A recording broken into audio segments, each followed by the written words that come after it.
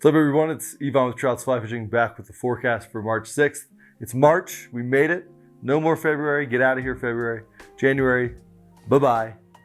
We're in March, which basically means we're in spring. And certainly with all the weather we've had the last week or so, it feels very spring-like.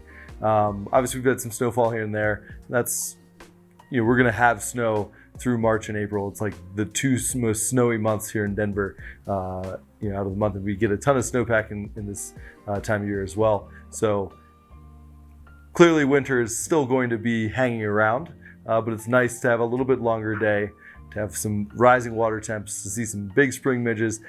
Scotty D told me that he saw some blue wings and was getting blue wing eats, nymphs, but blue wings nonetheless. So things are happening. Streamer fishing, I start to fish with a lot more confidence this time of year. You certainly can fish streamers in the wintertime. Specific waters can fish well, but things start to wake up a little bit right now. So fish are starting to get a little bit more active. You'll start seeing them in cooler places. They're not just going to be settled down in the slow stuff all the time. They're still going to be there, but they're not going to be settled down in the slow stuff all the time. So let's get started. We're actually introducing a little bit of a different thing today. So we're still going to do the Bugs Flow weather, but I wanted to call attention to a new feature we have on our website, the Guide Shack.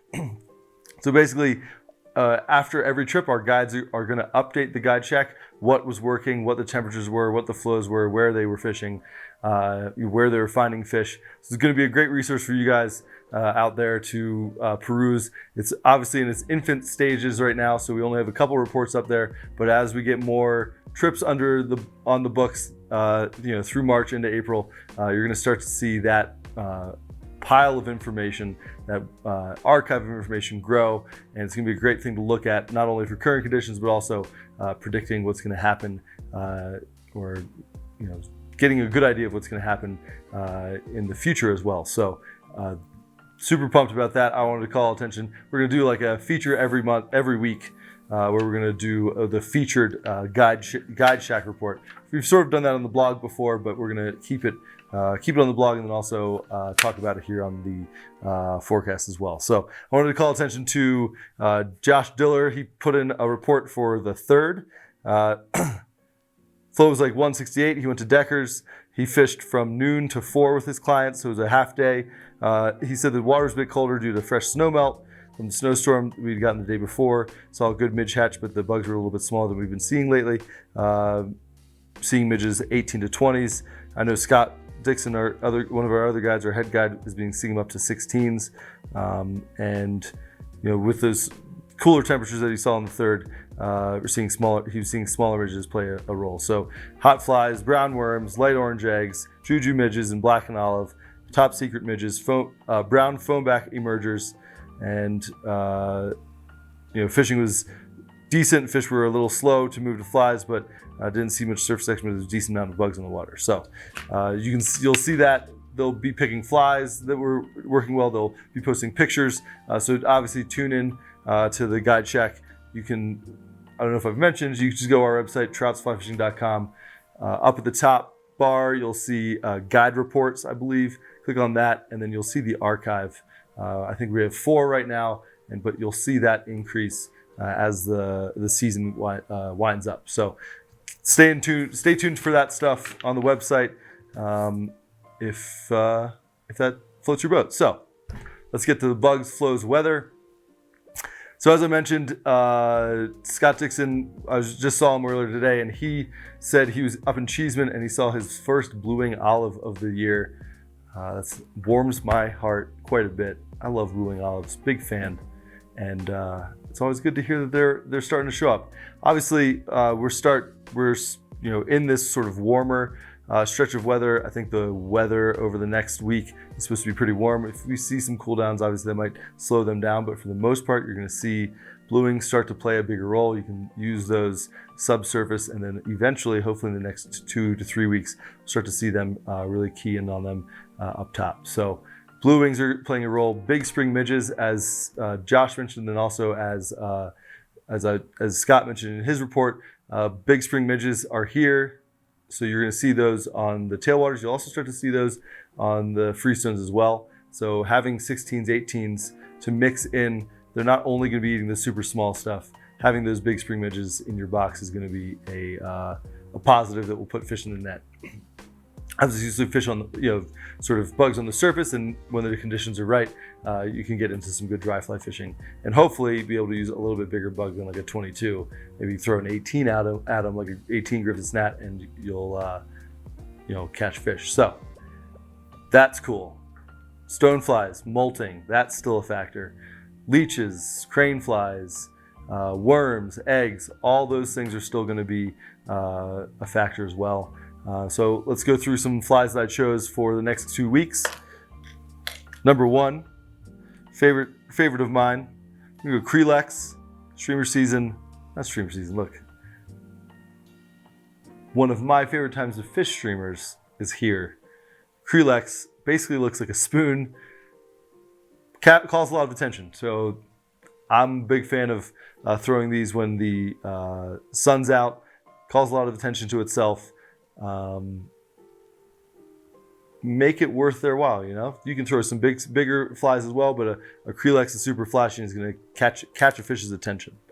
We also threw in, this is maybe not something you'll use now, you'd rather use something else now, but as the blueing olive hatch starts to progress, a extended body blueing olive, like size 20, 18, 20, 22 is a good option.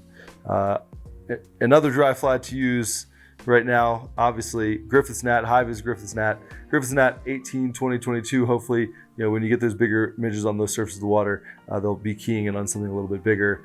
So that midge imitation in the Griffith's gnat is always a good option.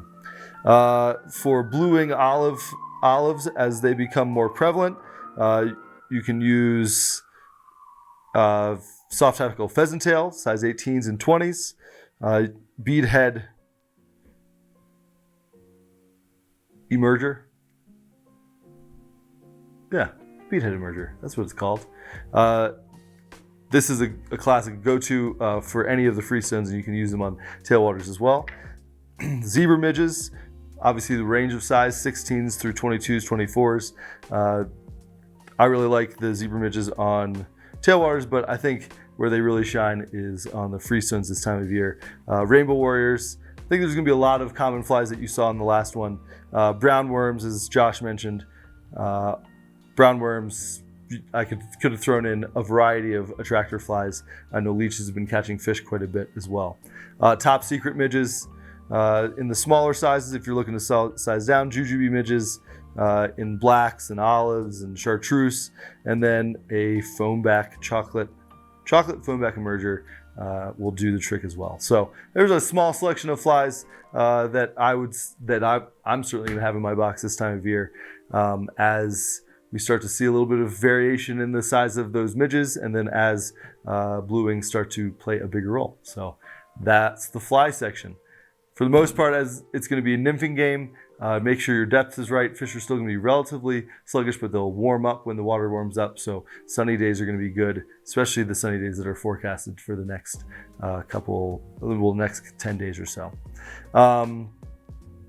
Let's talk about flows. Flows actually bumped back up on Deckers, so they're back up to 207. As I mentioned, I don't love a little bit of higher flow this time of year on the South Platte, but with warming trends and water warming up, and then having fish move into cooler water types or faster moving water types, it matters less now than it did, let's say in the beginning of February when it's super cold. So 207 is a good flow. I know Scott has been catching quite a few fish up in Cheeseman, and then also in Deckers on his guide trips, and Cheeseman on his personal days.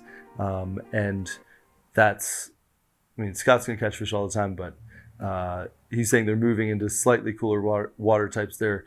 Like you saw a group of fish like in this sort of soft inside, really actively feeding, moving all around. So those are the things you want to hear this time of year, that fish are getting active and moving and eating, and not just sort of glued to the bottom. So 11 miles stays pretty high, not high, but relatively elevated, 139. The Dreams at 128. Eagle 49. The Colorado 450, Arkansas 297, and Roaring Fork 447. I actually like the fact that it dropped a little bit at Salida. For if we're talking freestones, the Arkansas dropped at Salida. Those flows lend itself better to slower water types, which you'll certainly pick more fish up in this time of year. So that's something to keep in mind. Salida obviously always stays pretty warm. It is the banana belt after all. And then the Dream, we get obviously a lot of calls by the Dream for those fish moving up from the reservoir. I haven't heard anything in the last couple of days, but it's been a little bit slow to start from my perspective. But the upper and middle are fishing really well. So that's obviously, that can change at any moment. Obviously this warmer weather that we have coming through will certainly help, maybe move fish up in there. So, yep. That's the flows. Flows are, pretty normal. I would pay attention to the eagle. Like lower eagles sometimes can blow out when you have warmer weather in that valley, and you have some warmer weather forecasted, especially through the weekend. So if you're planning on trying to fish low, be aware that Milk Creek, and I can't remember the name of the other creek, like Alkali or something like that, they will dump sediment in when it warms up. A lot of that low elevation snowmelt will come off, and it's one of those things you need to be cognizant of as we move through March and in April, where you'll get bursts of water or bursts of color being dumped into the river. It can make fishing good when it's not too much color, and make fishing not so good when there's too much color. So it's a little bit touch and go sometimes, but it can be super productive. The Colorado, I know, is starting to open up a little bit more through the middle section. The lower section obviously is open right now.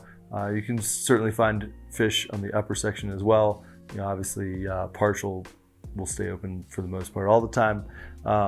And Hot Sulphur Springs, there's you're finding fish, finding some open water there. So things are starting to open up. Fish are starting to react, all good things. Let's go to the weather. So, Deckers and Vail, obviously the two that we're talking about. Deckers over the next 10 days. So starting starting on Friday, 59. Basically you have highs, the mid to upper 50s through the next 10 days, with lows never getting below freezing. Good, that's good. I like that.